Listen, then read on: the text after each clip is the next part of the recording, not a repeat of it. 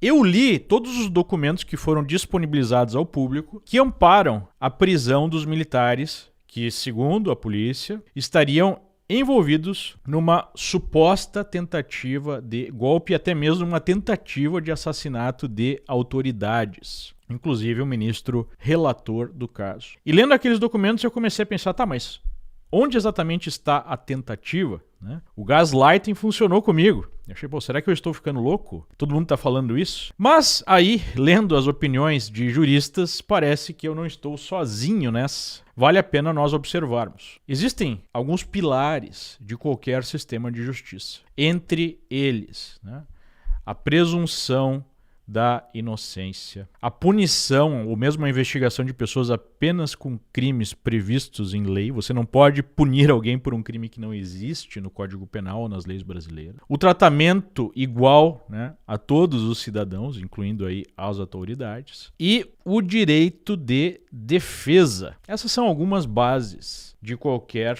sistema de justiça, de qualquer país em que vigora o Estado de Direito. Infelizmente, isso parece que ficou no passado no Brasil. Então, vamos ler algumas opiniões, porque eu não vou aqui imputar meramente a minha, para falar de juristas. Vamos começar com o jurista Fabrício Rebelo. Fazendo um apanhado de tudo que se noticiou hoje sobre a prisão de militares, é extremamente difícil compatibilizar a decisão com o direito penal brasileiro, o real e não o criativo. Número 1. A fase de cogitação de um crime não é punida em nenhuma hipótese, seja lá qual for ela. Assim, se alguém pensa em matar outra pessoa, por exemplo, e nada faz para colocar em prática seus pensamentos, a ele não é possível aplicar nenhuma punição. Os atos preparatórios para um crime, por regra, igualmente não são punidos. E as exceções precisam estar explícitas na lei, como no caso do crime de terrorismo. Se alguém começa a praticar um crime e o interrompe antes de obter qualquer resultado, não responde por nada além daquilo que efetivamente praticou. E se isso não constitui crime, não responderá por conduta nenhuma. A autoria intelectual, o mandante de um delito, jamais pode ser presumida. É sempre imprescindível se comprovar que alguém ordenou ou induziu decisivamente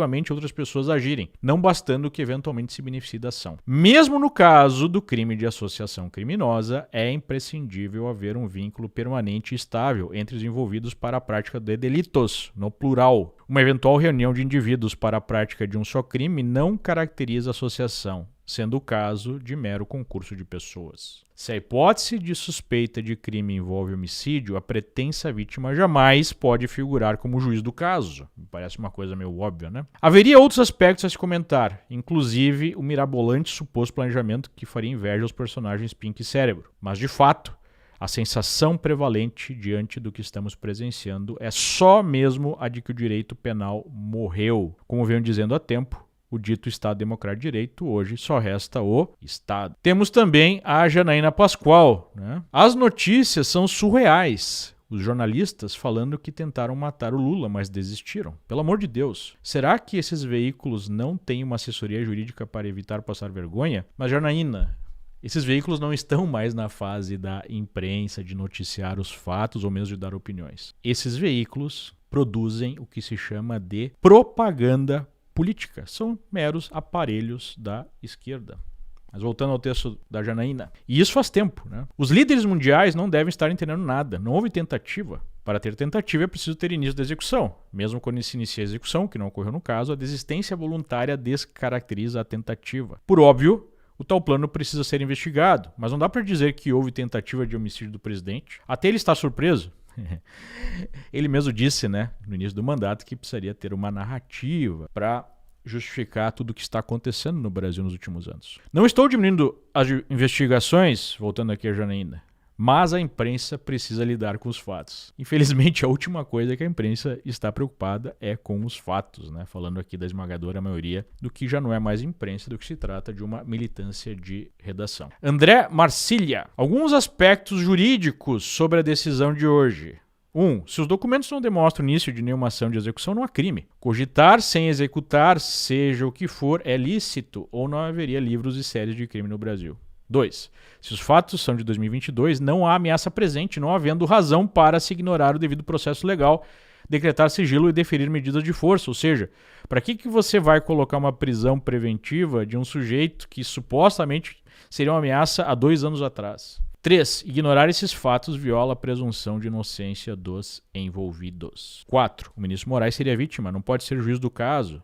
Se não há ninguém com prerrogativa de função, foro privilegiado, sequer no Supremo o caso deveria estar, né? E aqui eu trago um exemplo de um dos aspectos do que esses juristas estão falando. Vocês lembram desse caso? Janot disse que foi armado ao STF para matar Gilmar Mendes. O Janot foi punido por algo? Não, porque como procurador ele sabe que poderia falar isso, apesar de ser um escândalo, apesar de ser horrível, de ser algo indevido, especialmente para uma autoridade dessas. Ele sabia que não tinha cometido crime algum, porque ele não cometeu nada, né? E é por isso que ele não foi punido. Da militância de redação, o único veículo maior que eu vi questionar tudo isso, mesmo lateralmente, né, bem de leve, foi a Folha.